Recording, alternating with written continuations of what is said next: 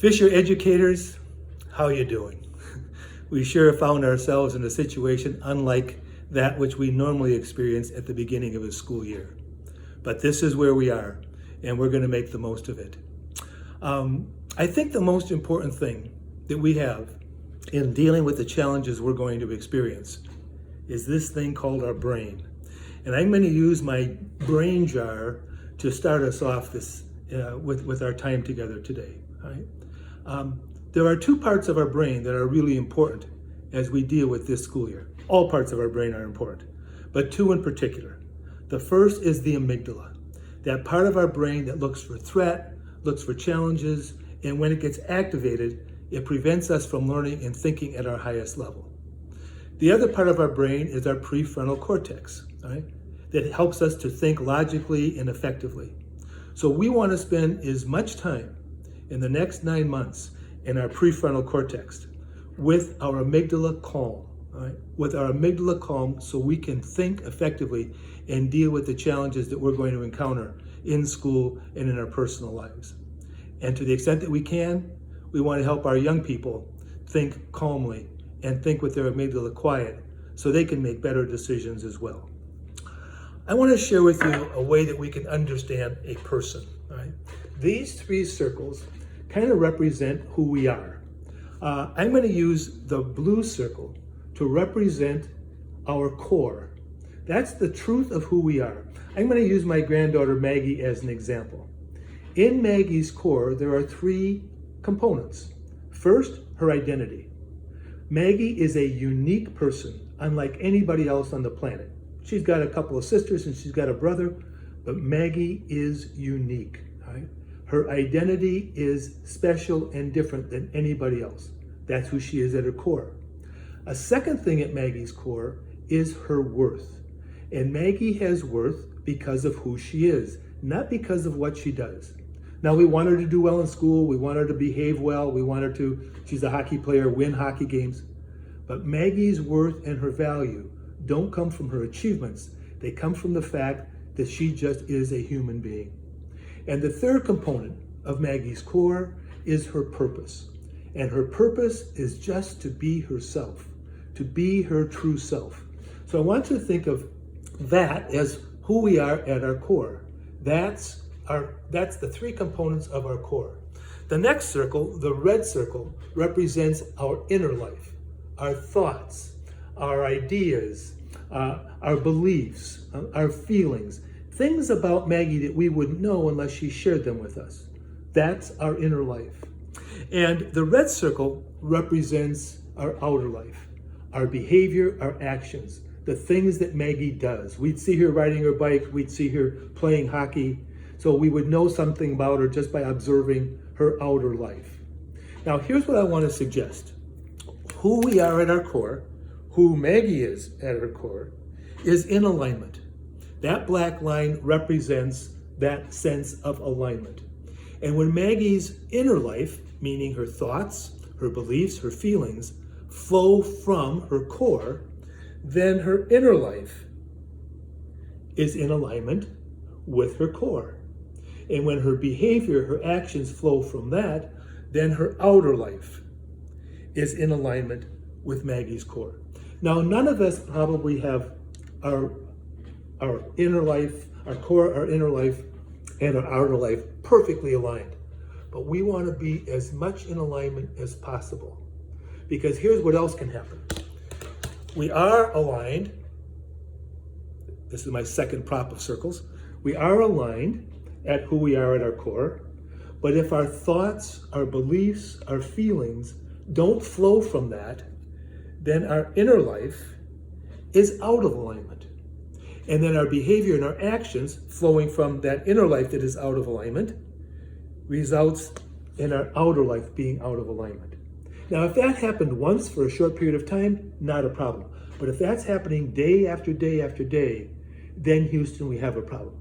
We're going to come back to this a little bit later. But let's look at three things. Three things that we can do, practical things that we can do that will give us a better chance of having our lives in alignment so that we can operate more effectively as educators in our personal life in whatever relationships we happen to be involved with. So the first thing I want to share with you is something about our thinking. And some of your colleagues might be sharing this a little bit about this with you in a few minutes. But our thinking determines the experiences that we're going to have. What's going on in our thinking? We call this above and below the line. All right? So let me use another prop. And here we have the line, and there's above the line, and there's below the line. What we mean when we're above the line is that our thinking is working in our best interest. All right? For me, that means I'm optimistic. That means I'm creative. I listen better when I'm above the line. All right? I think things are going to work out. But there's also below the line. Let's put a B there for below and an A there for above. Below the line means our thinking's not working in our best interest. When I'm below the line, I'm impatient. I need to be right. When I'm working on my next book, I'm not very creative. It takes me forever to just put two sentences together. So it's just different. There are times when our thinking is working in our best interest, above the line. There are times when it's not, and we're below the line. So how can we manage that most effectively? Three things. Number one, we want to be aware of the invitations that we get to go below the line. Certain things happen in life. Maybe it's a traffic jam. Maybe it's the weather. Maybe a kid comes to school without his homework done, or we get a negative response from a parent, or as a coach, we lose the basketball game. All right? Certain things happen. The virus is an invitation to go below the line. Lots of things come up day to day that are invitations to go below the line. Now, we don't have to. It's a choice. The invitations are going to come, but we make the decision whether or not we're going to go below the line. And when we do, whereas we were seeing clearly before, now our seeing is much more jumbled, and we're not seeing anything in a clear, effective way because we've accepted the invitation. All right? The second thing is our indicators. How do we know when we're below the line? How do we know when our thinking isn't working? It varies from person to person. My primary indicator is my need to be right. And when I need to be right, I know that my thinking is not working real effectively. And the potential between me and you today isn't really going to happen. I could also be tired. Right? It doesn't mean anything bad's happened, but maybe I just didn't get a good night's sleep. Right? It's an indicator that I am below the line. So you want to know what your indicators are. And if you don't, ask anybody you live with, ask your colleagues, and after a couple of weeks of school, you can ask your teachers. And they'll give you some ideas as to what your indicators are when you're below the line. Number three, trampolines. How can we go from below the line when our thinking is not working to above the line when our thinking is clear again? What are the things that we can do to, in a sense, trampoline back above so that our thinking is working in our best interest? And again, that varies for all kinds of people. Maybe it's getting a good night's sleep. Maybe it's getting exercise. Maybe it's hanging out with positive people. One of my trampolines is being with my grandkids. There are times when I can't even be with them, but just thinking about them is a trampoline for me. My most powerful trampoline are the dog tags that my father wore during World War II, while he lived in foxholes on islands in the Pacific for 3 years. Now, I had to shovel snow back in April. I don't like shoveling snow. Can I shovel snow without complaining about it? My dad lived in a hole in the ground for 3 years. I got the snow. Or maybe it's traffic jam. Or maybe even a couple years ago when my mom had a stroke. That's a big invitation to go below the line. But can I deal with that in a more effective way? Knowing what my dad went through is a trampoline for me. Right? Doesn't mean I like mom having a stroke or snow or traffic jam, but I'm able to deal with it more effectively. And as a result, better able to stay in alignment. Right? I'm not always there, but I want to be more intentional about my thinking so I know when it's working and when it's not working. And if it's not working and I know it, guess what I don't do? I don't make important decisions that would result in a mess. So one way of dealing with these challenges as we go through this year is become aware of our thinking so we know when it's working and when it's not working. Number two, our culture. What's it like to be working with my colleagues at Fischer schools. All right? Let me use this as we introduce this piece. The difference between blue and red. Whenever we meet somebody, whenever we're with another person, we are somewhere on this continuum. The blue end of the continuum represents vulnerability. It's where I am free to be myself. I'm vulnerable. Why? Because that person that I'm with, I have high trust in. I believe that person's got my back, so I can be vulnerable. And in that context, I'm open and I give everything I possibly can. But with some people, we're more in the red. All right? Not sure this person has my back.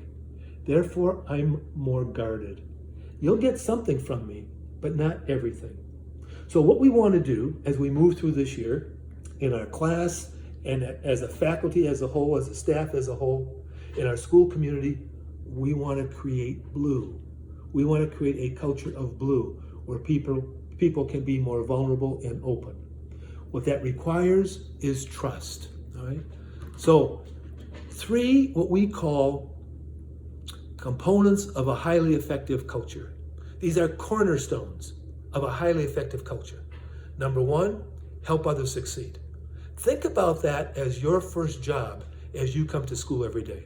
Whether you're a classroom teacher, you work in the office, you're an aide, you're in charge of maintenance, you're the superintendent or an administrator, number 1 job is to help others succeed. Who are others? The students, of course, but also your faculty and your colleagues, parents who come into the building, anybody who shows up at a Fischer school. Your first job is to help them get what's important to them, help them succeed. Right? Number 2, the second cornerstone, communicate you matter.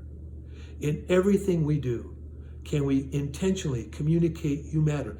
Even if you're disciplining a child, can you communicate to that kid he or she matters? Right? A couple ways in which we do this. Number 1, help others succeed. When you help someone succeed, you're communicating to them you matter. A second is to listen to understand. One of the most powerful things we can do in any role in our life and in any relationship is to listen to understand another person. Because when we do, we are communicating to that person, you matter. Doesn't mean we have to agree with them. We are just seeking to understand where they're coming from. It's powerful. And a third is to value differences. Each person is unique. Everyone is different in one way or another. Different age, different background, different religion, different ethnic or racial backgrounds.